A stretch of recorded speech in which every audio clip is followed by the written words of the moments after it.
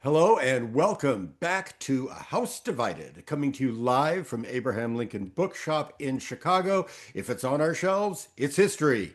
My name is Bjorn Skaptison. I'm going to be the host for today's event, and I get to be the host today. I'm lucky to be the host today because we're going to talk about something that I cannot get enough of. In fact, there's a good chance I might even let this author talk about the Atlanta campaign today because it's certainly one of my favorite topics. Yes, our author today is David A. Powell. He's here to talk with us about the second volume of his series on the Atlanta campaign. Let me tell you exactly what it is. It's the Atlanta Campaign, Volume 2, from the Etowah River to Kennesaw Mountain, May 20th to June 27th, 1864. It comes to us from Savis Beatty Publishers, whom we thank for publishing it. Now, let's do a little bit of biography on our author today. David A. Powell is a well respected writer and historian of Civil War military history.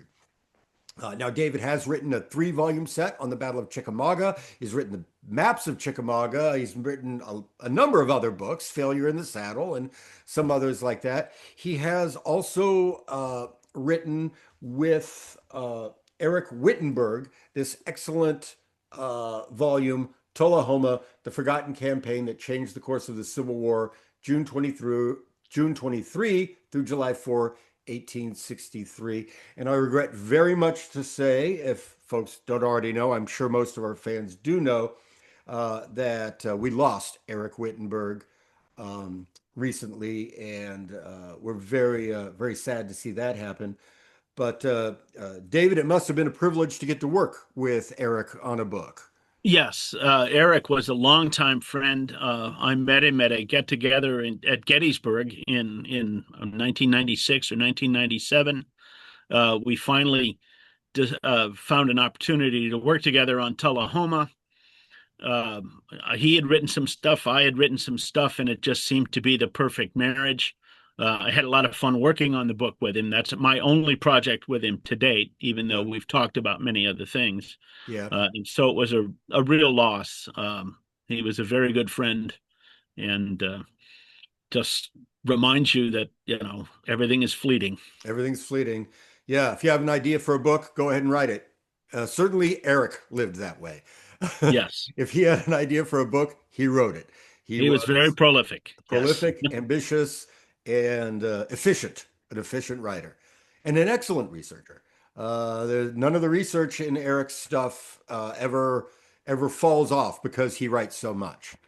Um, Yes. so Yes. He he'll be delivered. missed. He'll be missed. And if anybody wants to order a copy of Tullahoma, David will sign that for you as well, and we'll get it out to you. Be happy to. Okay, but let's jump back to the topic for today. So we've introduced you to David A. Powell, although I forgot the most important part of your biography that you always like to make sure, a graduate of Virginia Military Institute and a lifelong aficionado of the Civil War. Yes. David, was there ever a time that you thought, I want to work on Stonewall Jackson and the Shenandoah Valley campaign and all that kind of stuff? Or have you always felt like you wanted, even though you went to VMI, that you wanted to write about the West? I uh, I had some interest in writing about Eastern theater topics. Uh, uh, like every other Civil War author, I entertained a couple of Gettysburg ideas. Mhm. Um, but the real truth is that that's a very crowded field over Mhm. there east of the Appalachians. Lots of books, lots of authors, and I didn't see good opportunities the way I did. Look at the number of books, even on Fredericksburg and Chancellorsville, compared to when I first started writing the number of books on Chickamauga. Yeah. Hmm. Uh, and I felt the same way about the Atlanta campaign when I started this project. Uh, we have a very good book on the Atlanta campaign called Decision in the West from 1992, Yeah. but it is from 1992. Yeah. And there's a treasure trove of information more readily available. There's also been some pretty good micro or battle studies on things like Kennesaw and the Battle of Atlanta and things, but there's not really an operational narrative of the Atlanta campaign, and Right. this is something that spans May to the beginning of September. It involves arguably 180 to 190,000 soldiers operating over almost 100 miles of North Georgia terrain. The scope is huge. Yeah, yeah. And I just thought there was a lot of room there for some to do something.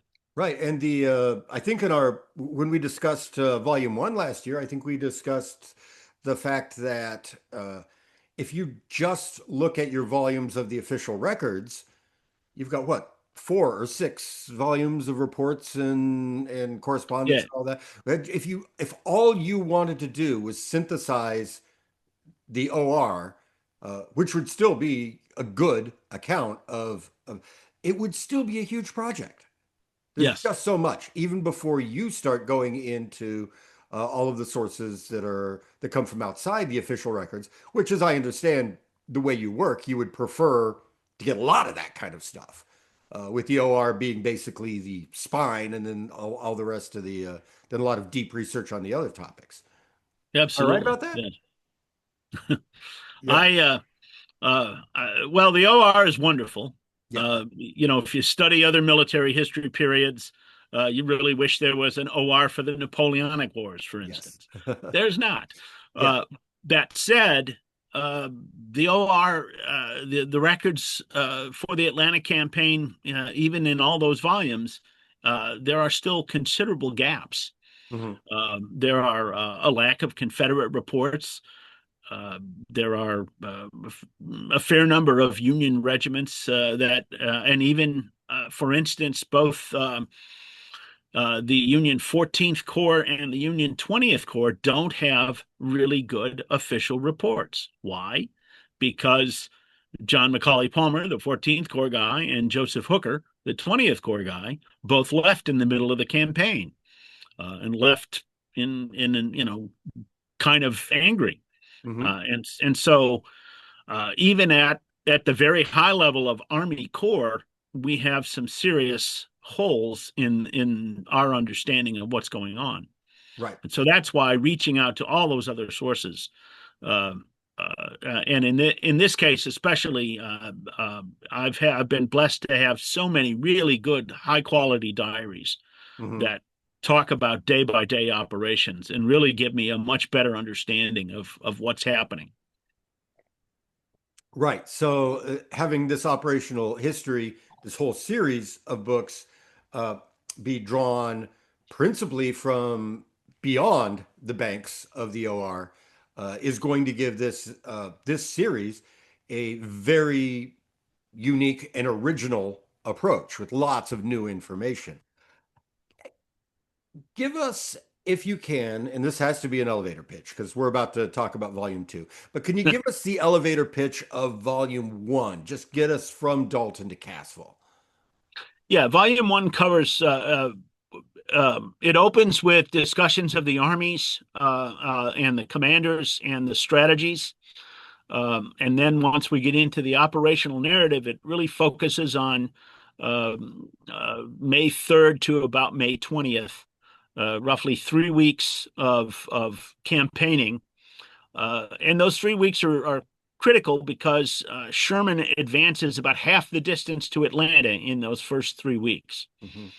That sets the stage for what a lot of federal soldiers certainly believe is going to be, uh, uh, we're going to be in Atlanta by the 4th of July. We're going to be in Atlanta by whenever. The anticipation becomes huge. And conversely, on the Confederate side, there's a growing nervousness about this sort of inexorable march south, Sherman and his continual flanking Hmm. that can we stop him? Can anybody stop him? And so that's kind of where volume one ends on sort of a federal high note, a note of Confederate trepidation.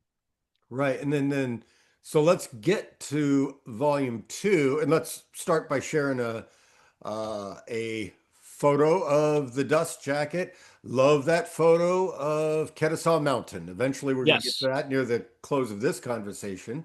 And I think that's Black Jack Logan there in the left yes, hand side. that's Third of Thulstrup's painting of June 27th, Kennesaw Mountain. For those of you who want to have a copy, you can go to the Library of Congress and download a high res image and go get it printed and framed and all you want to do. Uh, It's it, a it, it's a really nice image and it's publicly available. yeah, and Tholstrup really was one of the great illustrators of Civil War battle scenes. I mean, Yes. you look at something like the popular prints that come from Oh, uh, the Allison and yeah, Kurtz and Allison and things Kurtz like and that, Courier and and Ives even. Yeah, they're yeah, all and those things are all very, very abstract. They're not trying to illustrate the battle for yeah, you. They're just a pretty picture to hang on the wall. But these Stolstrup prints are always well researched. They give you a picture, a snapshot of an event that really happened, and you really get a feel for it. So he's one of the great artists, I think. I do too. Yeah. So we're at the Etowah River. And so I want to start. I want everybody to know, as you gathered from a moment ago, I haven't read Dave's book yet. Although he's very generously shared some notes, earlier drafts of parts of it with me. So this is going to be my attempt to do an interview of a book I haven't read. So, David, please feel free to correct me if I'm totally off base. But the way we're going to do it, folks, is as you know, I am in Abraham Lincoln Bookshop, and therefore I cannot I cannot turn around without tripping over something that's really cool, a cool artifact of the Civil War. So I've got a lot of Atlanta related artifacts, or just artifacts that I think are cool, on the set with me. Look at them behind me. And so we're going to look at a few of these things, and that's going to help us introduce topics for David to talk about. First one I want you to look at, I don't have a close up of it. I'm just going to show it to you right in the camera. There's a CDV, an albumin CDV of General William Tecumseh Sherman with a clipped signature in pencil. Yeah, that's pencil. W.T. Sherman General, meaning it's a post-war signature when he's the full general. And so, David, this brings us to the banks of the Etowah River. Uh, Uncle Billy has just had this success, and it looks like he's going to be in Atlanta by July 4th. So, what is Sherman thinking as volume two of your series opens? Well, first of all, I gotta say, while I can be critical of Sherman in my writing, Sherman is a favorite. I think he's a favorite for all historians because he's so quotable. Yeah. Everything, everything that he thinks comes out his mouth or goes into paper, sometimes to his own detriment. Yes. That that said, he's also he can be very dramatic in his writing. Mhm. For instance, he calls the Etowah his Rubicon. Crossing it is sort of the point of no return. I Yeah. step off into the great unknown. Mhm. Uh, and he's both elated by his success so far, but he's also frustrated. Uh, Joe Johnson and the Army of Tennessee have gotten away. They're being reinforced. He hoped to uh, bring them to battle. He hoped to trap them in the mountains in North Georgia. He hoped to pin them down, break them up, do exactly what Grant ordered him to do. And Johnson has avoided all the traps. He hasn't been able to counterattack and sort of find that way to hit back at Sherman, but he also hasn't lost his army. His army is, if anything, stronger. Mhm. That's one of the surprising things as we step off. May 23rd, we start moving across the Etowah. Um, Sherman estimates that he begins the campaign with officially 110,000 troops. He himself says he has about 99,000 effectives. That's at the beginning of May. Mhm. By the time he crosses the Rubicon, he thinks between casualties and detachments and troops whose time has expired, he has about 85,000 troops available to fight Johnston. Hmm. And I think the ratio everybody is familiar with is that Sherman has 100,000 guys, Johnson has 50,000. Right. Certainly, if you read Johnson, his narrative, Yeah. he will tell you pretty much on every page how outnumbered he is. Yeah. And yet, by about May 23rd, 25th, right around the time the first contact for this second book, second phase begins at places like New Hope Church, Johnson probably has about 75,000 field troops, and he's feeding his aggregate numbers are almost the size of Sherman's. Now, an aggregate Mhm. isn't a combat figure, but Right. It's the number of uh, rations. yeah, Yeah. but we're talking about a very large Confederate army, Yeah. one of the largest assemblages of Confederate troops of the entire war. And so, where Sherman has enjoyed great numerical advantage in May, as we move into June, as we move towards Marietta and Kennesaw Mountain, that numerical advantage is much less, Hmm. much smaller. So it's more dangerous for him to detach troops. And Sherman is aware that Johnson has been reinforced. He doesn't quite know how strong Johnson is. Hmm. Um, to be honest, I don't think Johnson knows quite how strong Johnson is. Confederate record keeping is a little sloppy at this time. So, so that's one of the things that really surprised me when I embarked on this project, and certainly when I started writing Volume Two, was how close in numbers the two armies are, and how that's going to affect operations going forward. Right. Right. Now, yeah, Sherman, it just occurred to me when you just said it with this closing of the gap in the power of the two armies, Sherman will actually have less opportunities to send those flanking maneuvers. Um, Now, one of the first things he does is I'm not going to use the overstatement that he leaves his line of supplies, but he does leave the railroad. Yes. And he goes out into the hellhole, out into this hellhole. Sorry, Paulding County, Georgia. It was a lovely place, but he goes off into this Pumpkin Vine Creek area. So, what's the reasoning of that first move when he leaves the railroad? Well, of course, the railroad kind of bends to the southeast on its way to Atlanta, the Western Atlantic, and it passes through a place called Allatoona Pass. Mhm. Uh, and Sherman has been here before. He's been here in the I think it's the uh, late 1830s, right before the Mexican War, as a junior officer. Uh, no, no, I'm sorry. Late 1850s. I got my dates wrong. Okay. Yeah. Uh, or As a junior officer, he's actually tracking down Seminole War Indian claims, Hmm. people who have put in requisitions for monies that they feel the government owes him. So he's doing some very mundane work, but he's moving up and down through Paulding County and at Dalton. Hmm. He stays with a local planter at what today are the Etowah Indian Mountains. Okay. Uh, and so he's very familiar with the area, and he knows what Allatoona looks like, the Allatoona mountain range, and especially the pass. And he says, "Well, I'm not. That's just Dalton revisited. I'm not going to launch a frontal attack. Right.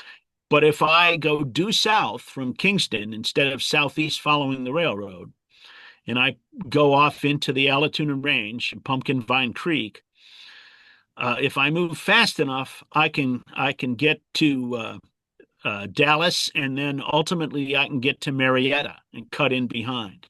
Hmm. So this is essentially Resaca Part Two, Yeah. same maneuver. Flank to Uh, the right.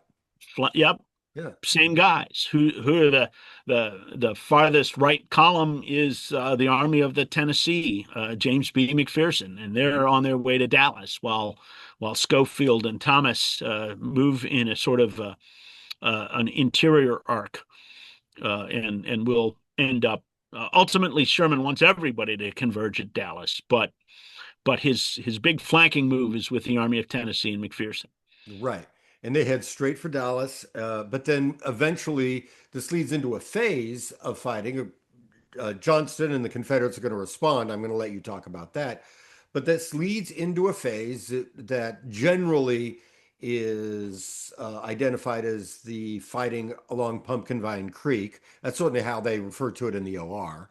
Right. But it's several distinct, at least three distinct battles, but also it seems like out there in that wilderness along Pumpkin Vine Creek, the campaign starts to develop a character where there's some sort of fighting everywhere all the time.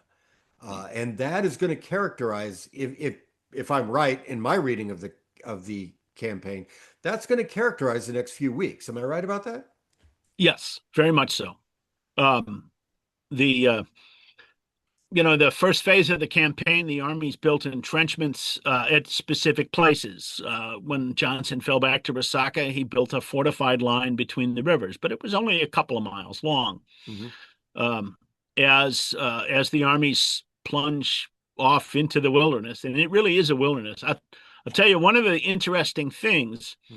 It's now no longer possible to drive or follow the army, say, of the Cumberland, George Thomas's army, Okay. on its historic route to New Hope Church in Dallas.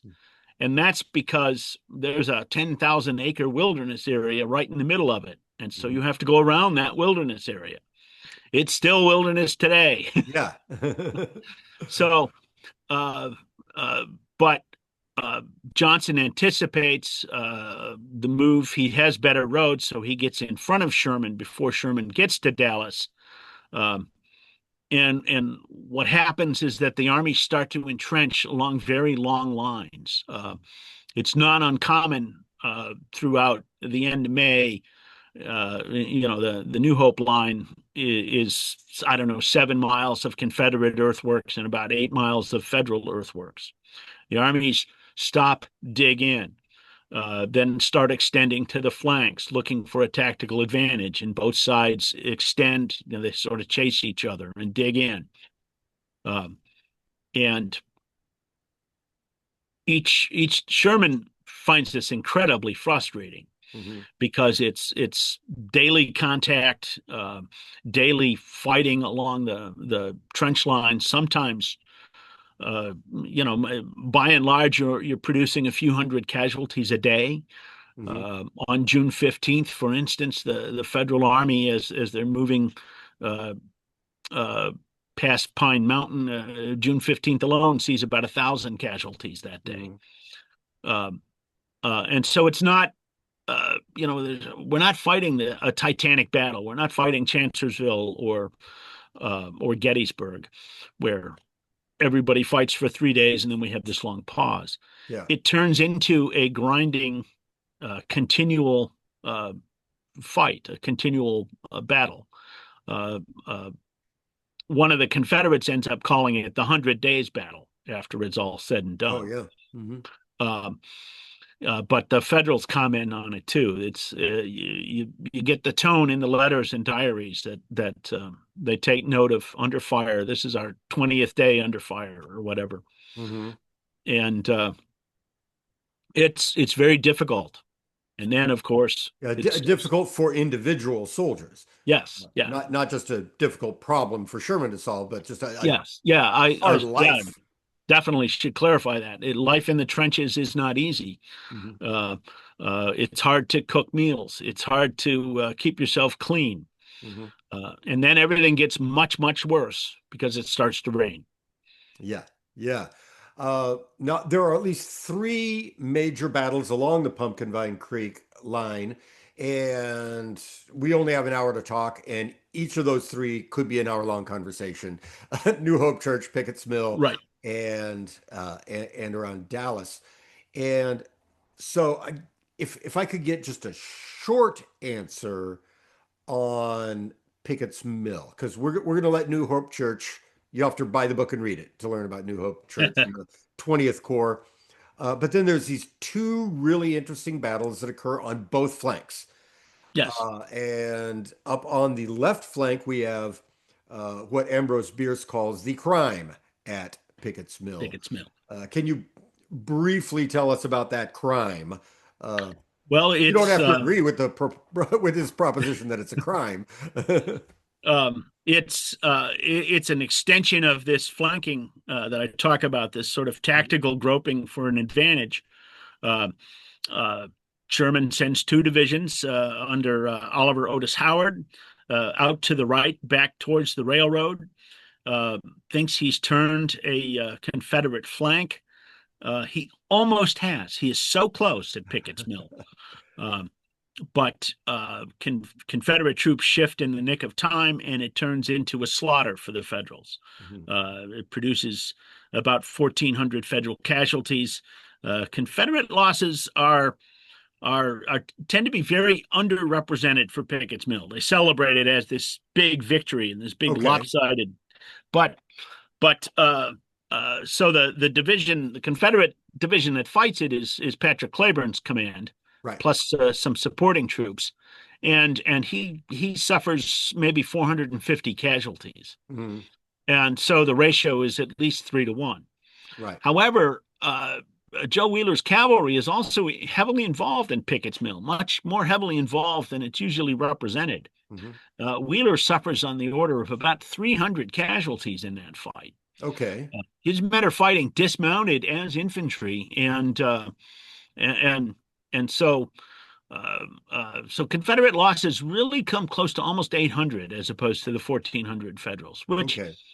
um, it's not I don't think a dramatic change, but it reflects there's some interesting aspects of historiography, how both sides portray these battles, Yeah. with Confederates maximizing Union losses and minimizing their own. Mhm. Um, the Federals at Pickett's Mill tend to focus, like Ambrose Bierce did, on Federal mistakes and what went wrong, Yeah. and why Bierce thought it was a crime. He didn't like the fact that William B. Hazen's brigade was sent in unsupported initially, Mhm. uh, and uh, and so it comes closer to succeeding than it's typically portrayed, and yet ultimately it's a pretty sharp Union defeat. Yeah. The second one, because New Hope Church was also a very bloody Union repulse. Right. Now, what happens on the day after that? I always found this fascinating. On the other flank of both armies, um, there's nothing Sherman, if I read this right, there's nothing Sherman would like to do more than to get his guys out of Dallas and begin his new Yeah, maneuver. But things keep happening that keep the armies in contact. I mean, it starts with this May 28th attack uh, by William Bates and his division. Sherman's relationship with McPherson. I spend a fair amount of time talking about what Okay. happens at Dallas. McPherson is actually supposed to attack on the 26th and 27th of Hmm. June of May. Okay. Doesn't attack either time, He just digs in. yeah, and Sherman doesn't really rebuke him or reprimand him for it, even though he's Sherman keeps pushing him. You've got to attack, Hmm. um, and so McPherson is very reluctant to do that. And then by the after Pickett's Mill, Sherman knows he needs to get back to the railroad. Um, the Confederates have retreated. They have abandoned Allatoona. So one of Sherman's prime objectives is already achieved. Let's quit screwing around, as it were, in this wilderness, and let's get back to the railroad, where we can resupply. And so that's when you get the pressure to reel McPherson back into the main army. There's a gap of about a mile to 2 miles in the Union line between McPherson at Dallas and the Union Army of the Cumberland. Okay. Uh, and so Sherman is eager to pull McPherson back, but that's Joe Johnson is actually looking for places to attack. And because McPherson didn't attack on the 26th or 27th, Johnson has been able to focus on the other flank, Pickett's Mill, and he shifts John Bell Hood's corps further east. He's doing a lot of maneuvering on that, but he's not doing much at Dallas. And they're not really sure how many Federals are at Dallas. So he orders William B. Bate, who's small division, 3,500 men tops, Mhm. is essentially confronting the 15th and 16th Corps. Uh, he orders Bate to launch well, a reconnaissance in force is how Johnson terms it. Okay. It's probably more of a significant attack at the time. Find out, but the whole purpose is to find out how many Federals are at Dallas. Is there a large force there? And if the Federals are having command and control problems, so are the Confederates. Right. Uh, and Bate, in cooperation with a Confederate cavalry brigade, uh, sends a brigade forward. Very quickly, Bate figures out that there's a full Union Corps here. I'm not going to attack it. And he cancels the attack. But those orders don't reach two of his three brigades. And so the Florida Brigade and the Kentucky Orphan Brigade both suffer significant casualties charging against the 15th and 16th Corps entrenchments. Right. Right.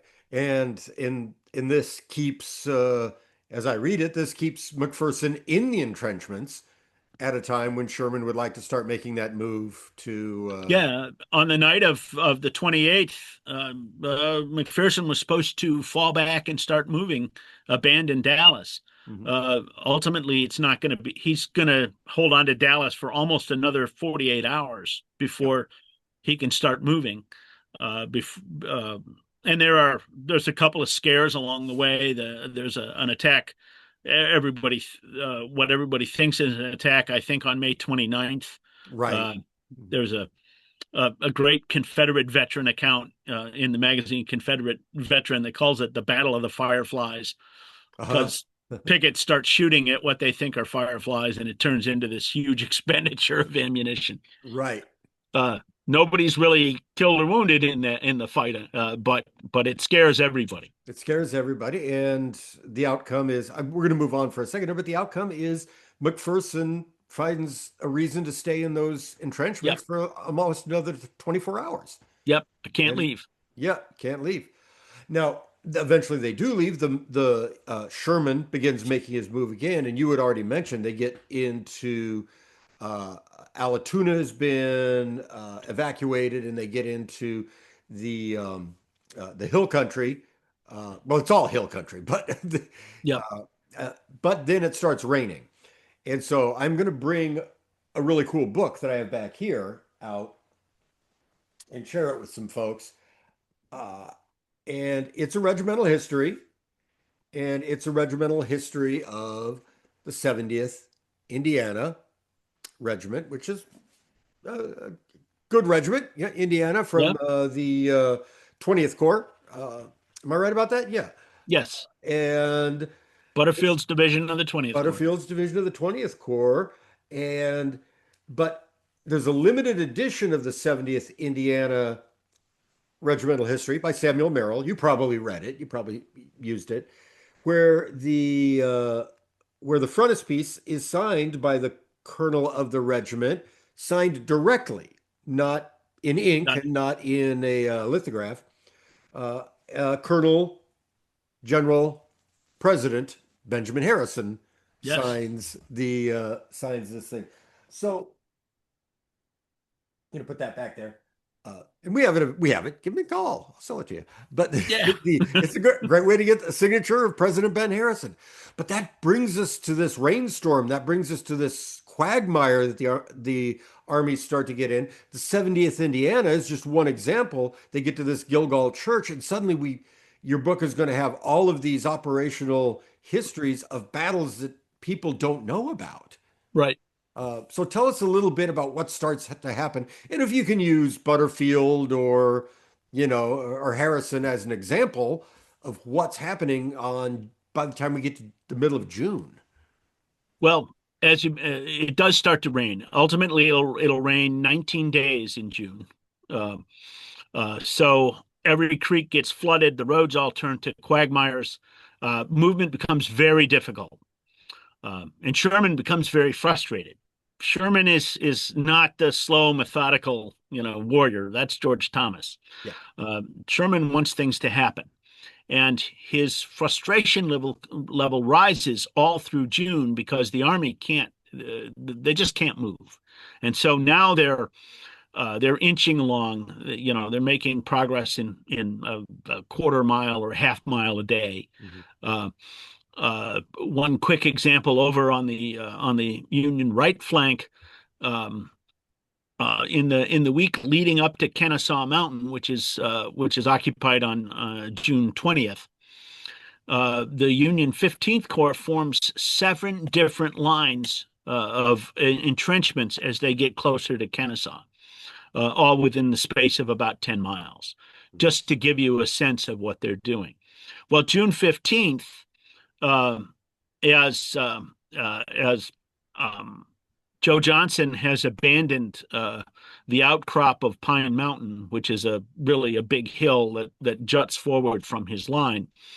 It's also where General Leonidas Polk is killed on June 14th. Yes. Uh, but it creates a salient. Johnson abandons it, pulls his army back, and for each one of these retreats, Sherman uh, thinks that Johnson is going to finally give up and go all the way south to the Chattahoochee. He tells Thomas this several times through June.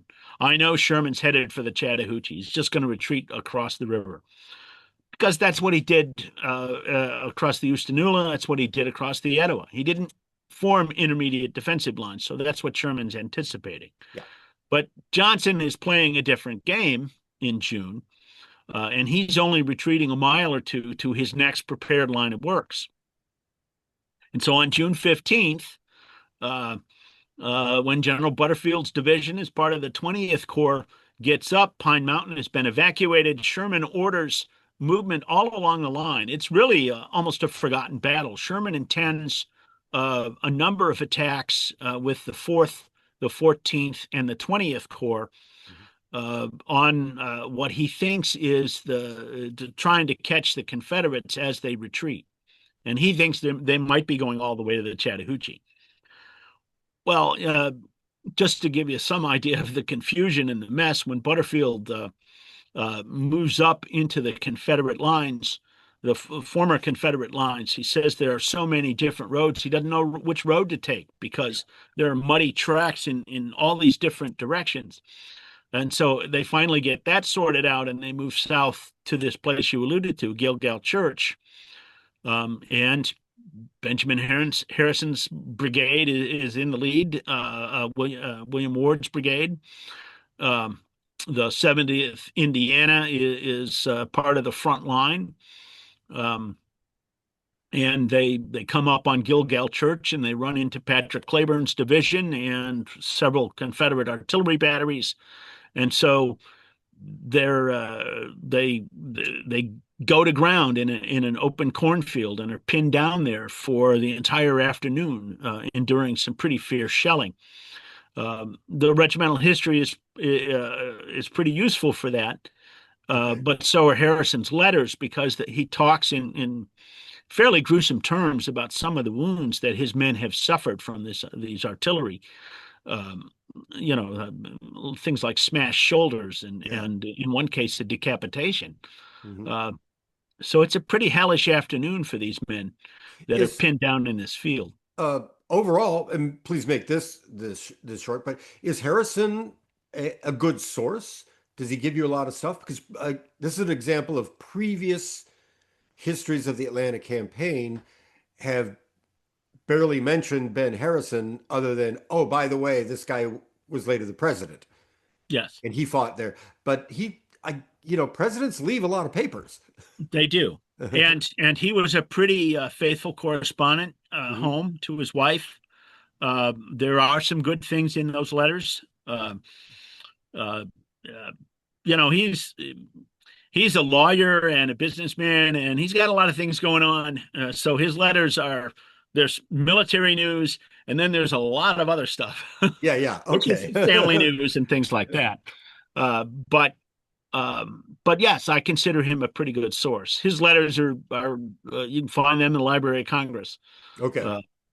Uh, and just once again, we're in this fabulous new world where you can find them online in the Library of Congress and download them. You can sit at Uh, home and see all of these things. yes. So, Hey, let's take a quick break because one of the things that the folks at home know, or they're going to learn if they don't already know it, is that here in Abraham Lincoln Bookshop, we like to share artifacts. We like to share, and a lot of the yes, artifacts we've talked about today have something directly to do with the Atlanta campaign. But this one does not, but it's a really neat piece. And we looked at it before. It's over my shoulder here. And and I think since we've discussed historiography, David, I think this plaster cast statue actually means more about the Atlanta campaign than we originally thought it did. As we start talking about historiography and who shot who and who hit who. Anyway, it's what's called a Rogers group, and it is a plaster statue made during the Civil War. So it's a Civil War dated piece.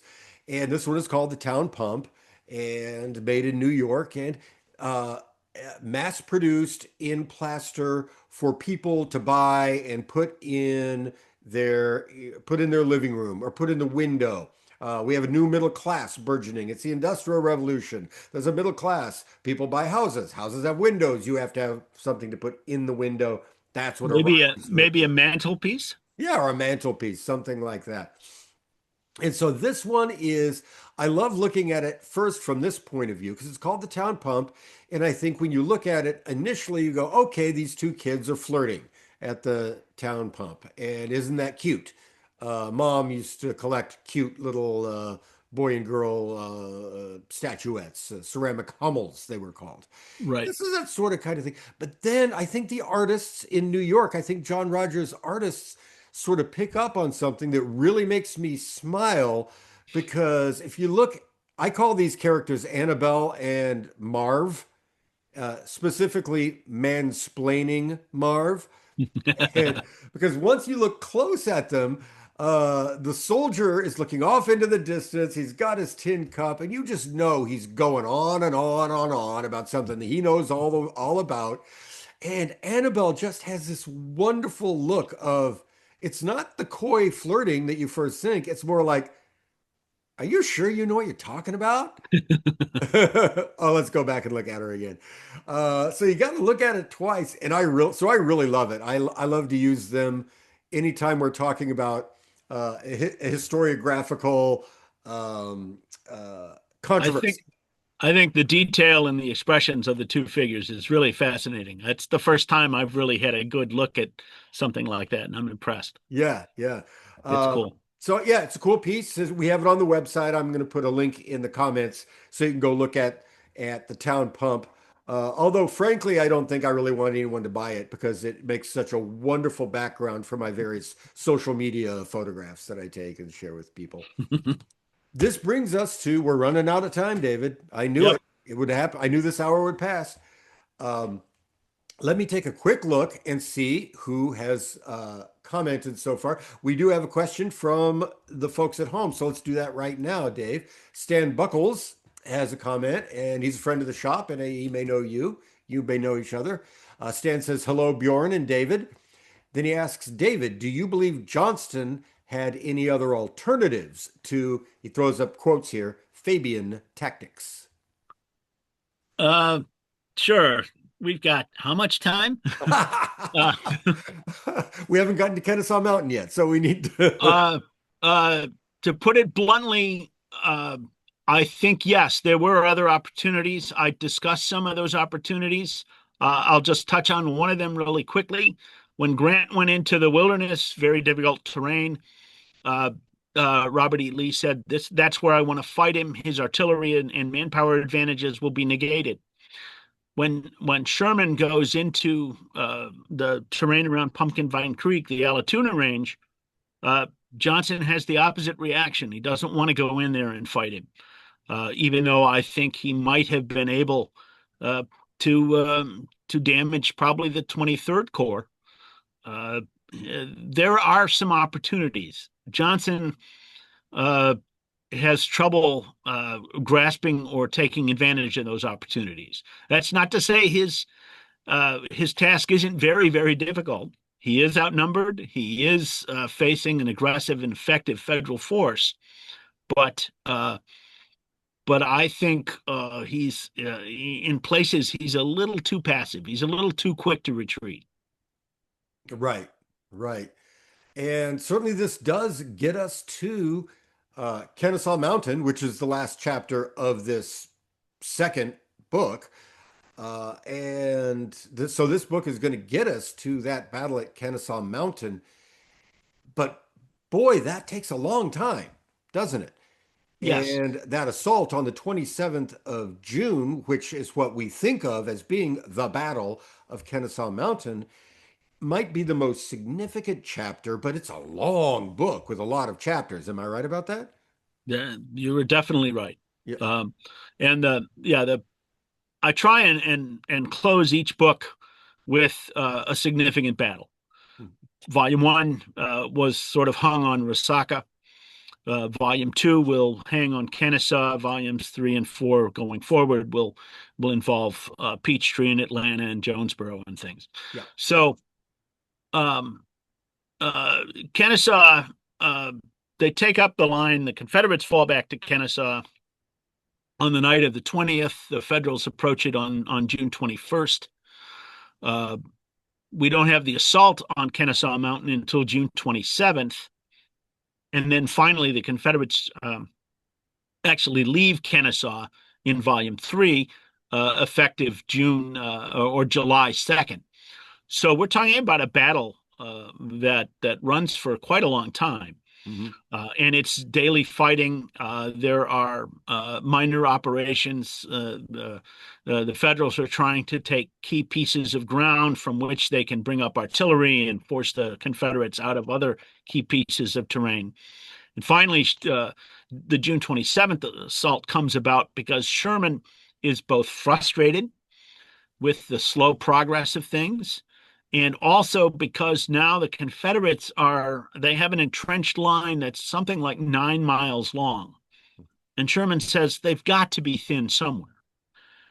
Um, and so he decides that if he can break through, if he can launch assault columns and break through in two or three different places, then they'll break through and move on to Marietta, which is just a couple of miles behind Kennesaw Mountain, seize Johnson's key supply point at that point, and break the Confederate army into pieces, and they will have to either retreat or be destroyed.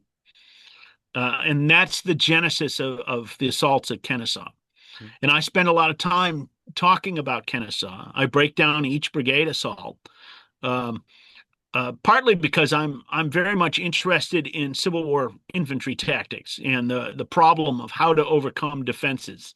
Hmm. Really a problem that's going to persist all the way into 1916 to 1918. Yeah. The armies of World War One are going to be grappling with these same questions, and uh, traditionally, it's Sherman's case has been viewed as he's launched a series of column assaults. Uh, Without getting into too much detail here, um, each chapter discusses the various formations of the brigades, and you'll see that the 15th Corps has one set of formations, but all the other Union assaults, each brigade forms somewhat differently. Hmm. So that what I think is really going on is the Federals are sort of experimenting with different formations to see what's going to work best. Right. Of course, at Kennesaw, none of them work None of best. them work because they go right up the hill. Yeah.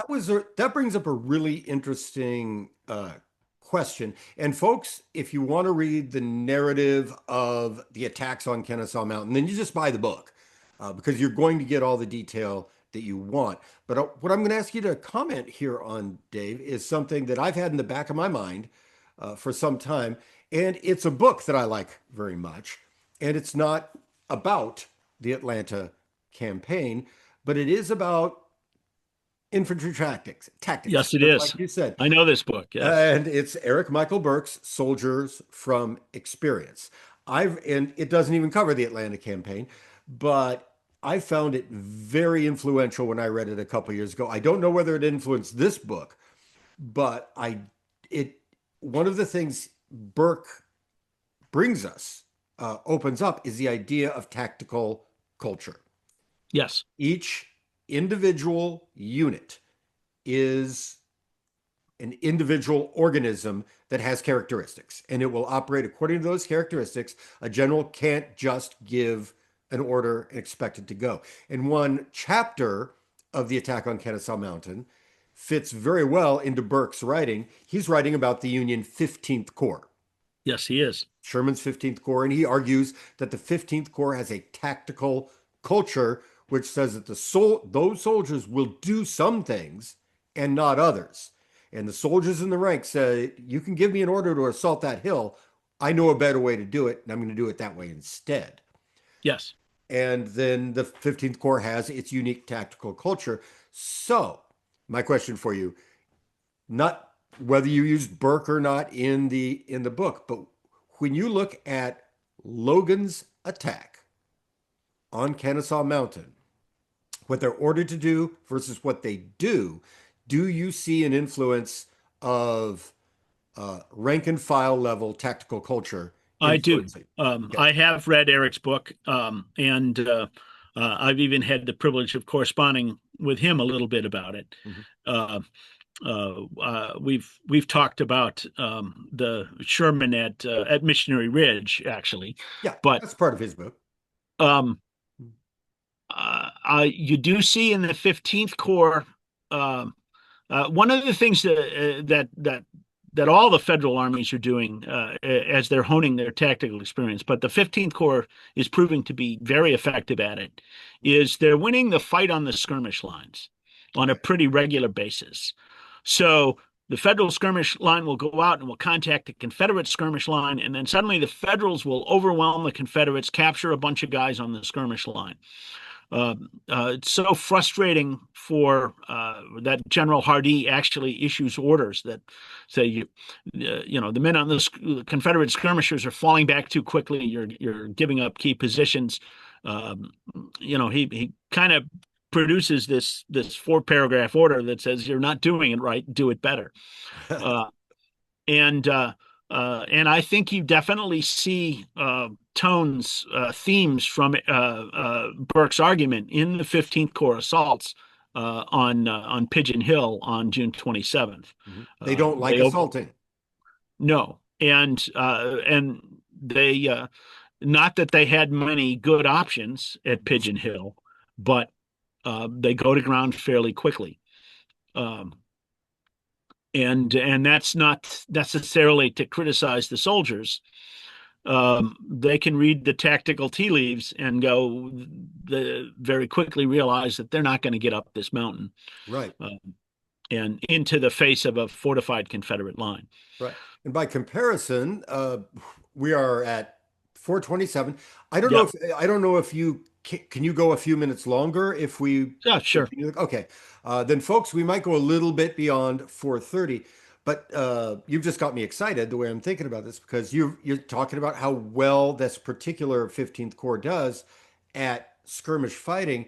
And there's a rather obscure fight that happens just a couple of days before the attack on the assault on Kennesaw Mountain, where elements of the 15th Corps come pretty close to bagging all of Confederate General Alpheus Baker's brigade when they just swarm. I can't even remember the name of the feature, uh, Uh, but they make a skirmish attack that catches these Alabama troops off guard, and they get a lot of them.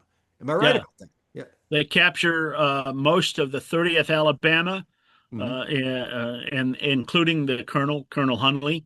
Yeah. Uh, who has a very surreal narrative. He describes his capture, and he has a very surreal dining experience with General Logan. Okay. Uh, if you've never read that, you should track his memoir down, because that afternoon he's sitting down to dinner with white linen tablecloths, and he's like, "This is weird." So I'm a prisoner of war and I'm sitting Yeah, here having a, yeah. but yeah, it's the 30th Alabama and elements of another Alabama regiment. I can't Right. remember which one. But from Johnson's point of view, what these 15th Corps soldiers did cost him a lot of guys he could not afford to lose in a battle that 400 people. Yeah, yeah, that didn't gain the Confederates anything. no, they Mhm. were the two regiments were. Um, well, this is to go a little bit deeper into this. The two regiments are left behind as a skirmish line, as a picket Mhm. line. While this is all in conjunction with General Hood transferring his corps from Johnson's right to his left Right. in anticipation of what will become the Battle of Culp's Farm. And so uh, uh, uh, Polk's Army of Mississippi, now Polk is dead, so William Wing Loring is commanding the Army of Mississippi, is taking over the entrenchment lines behind these two Alabama regiments, but they're from a different corps, different division, and so um, uh, and when the Alabamians get overrun, there's a last minute order that comes in from Hood that tells them to hold their ground. Ah. They might have gotten away, except that Hood insists they hold their ground. He intends to retake the position. Mhm. So there's some other command confusion going on there. But yeah, specifically Colonel Charles Wolcott, it's his brigade and the 46th Ohio. Yeah. We're starting to see a lot of repeater armed riflemen in the Union ranks. The 46th Ohio has Spencer rifles. Hmm. Spencer's or Henry's, I can't remember, but seven, repeating rifles. Yeah. And they're a key element in overrunning this skirmish line and then capturing the skirmish reserve. So they, like I said, they end up capturing about 400 men, 400 Right. Confederates. And Um, uh and I'm sure those privates in the 46th Ohio and other 15th Corps units would have loved to tell Sherman, this is how we do it. right, We don't right. go straight up the hill and get shot. Yeah, We're let experts us at fight the war skirmishing. our way, and Yeah, we'll deliver for you. yeah, exactly. We're experts at skirmishing. We have some of us have repeating rifles. We can swarm these guys. Let us do that. Okay, this gets us to the end of the 60 minutes, and we're uh, yeah, at the Battle of Kennesaw Mountain. But let's back out of the weeds. I really enjoy deep in the weeds conversations. But let's back out of the weeds. So tell us, what do things look like when Sherman fails at Kennesaw Mountain and Johnston has to make a decision about what he's going to do next? And so what's the end of this book look like before volume 3 starts? Well, Volume Two will end with the Confederates on Kennesaw Mountain, but it will also have the thing that Sherman said he couldn't do, which is why he had to attack. He couldn't resort to flanking. Well, on June 28th, he resorts to flanking, and that ultimately will force Johnson to retreat. Mhm. Uh, it's on June 27th, Johnson wins what he considers one of his biggest victories of the campaign. Federal casualties are between 2,500 and 3,000. His own losses are just a few hundred, about 400 or 500. Mhm. Um, and Confederates really overemphasize the Union casualties. They think, in some cases, they think Sherman has lost 10,000 men in this assault.